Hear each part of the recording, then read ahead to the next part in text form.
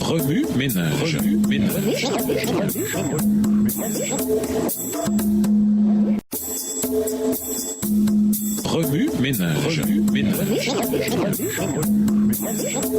Bienvenue dans votre émission Remue ménage. Nous voilà à la leçon de jeudi. Tous pour un et un pour tous. Lisons Éphésiens 4, le verset 2. Éphésiens 4, verset 2. Soyez toujours humbles, aimables et patients. Supportez-vous les uns les autres avec amour. La leçon de cette semaine consiste à éduquer l'Église sur l'importance de se rassembler dans l'amour et l'unité. Paul nous dit que nous devons considérer les besoins des autres avant les nôtres. En toute modestie, nous devons être humbles, doux et patients, nous supportant les uns les autres avec amour. Éphésiens 4, le verset 2. Dans la plupart des foyers chrétiens, des églises ou même des pays, l'autorité est un gros problème et une cause de chaos et de désunion. Certains sont tellement mécontents des dirigeants nommés que cela dégénère en lutte et en querelle. Des enfants se rebellent contre l'autorité parentale. Des dirigeants de l'église locale s'agitent contre leurs collègues dirigeants à des niveaux plus élevés de leadership. Des citoyens se révoltent contre les dirigeants élus du pays. Généralement, ce qui se produit dans l'arène sociale ou politique influence le cercle religieux. L'Église risque d'être influencée négativement si ses membres n'ouvrent pas leur cœur à l'influence du Saint-Esprit. Être chrétien, c'est renouveler son intelligence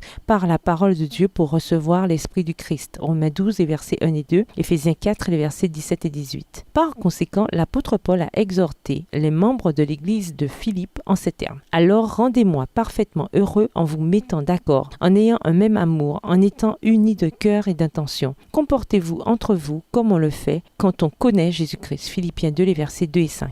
Lorsque les membres d'Église apprennent à s'aimer les uns les autres, ils peuvent alors obéir au commandement suivant. Obéissez à vos dirigeants et soyez leur soumis. En effet, ils veillent constamment sur vous, puisqu'ils devront rendre compte à Dieu. Faites en sorte qu'ils puissent accomplir leurs tâches avec joie, et non en se plaignant, ce qui ne vous serait d'aucun profit. Hébreux 13, verset 17. L'amour est le fondement même de l'unité. Lorsque deux personnes ou plus s'unissent dans un but commun, elles reçoivent leur vertu entièrement d'une autre source. L'unité est, en elle-même, neutre. Elle se produit dans un but de méchanceté ou de bonté. Les pharisiens et les sadducéens, par exemple, s'unirent dans leur mépris pour Jésus, verset à mémoriser. Cette unité était mauvaise. Par contre, Paul et Silas s'unirent pour louer Dieu alors qu'ils étaient en prison. Acte 16, verset 25. Cette unité était bonne. La Bible souligne l'importance de l'unité. L'unité chrétienne est bonne et agréable. Somme 133, verset 1. Et elle est absolument essentielle parce que l'Église est le corps du Christ. 1 Corinthiens 12, verset 27. Un corps ne peut être en désunion ou en désaccord avec lui-même. Quand la désunion se produit,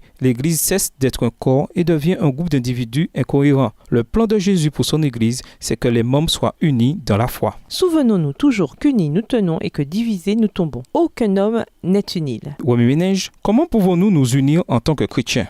Quelles autres choses peuvent être source de désunion dans l'Église? Que pouvez-vous faire pour soutenir ceux qui occupent des postes d'autorité au sein de l'Église? Au revoir. Et à demain si Dieu veut. Remue ménage. Remue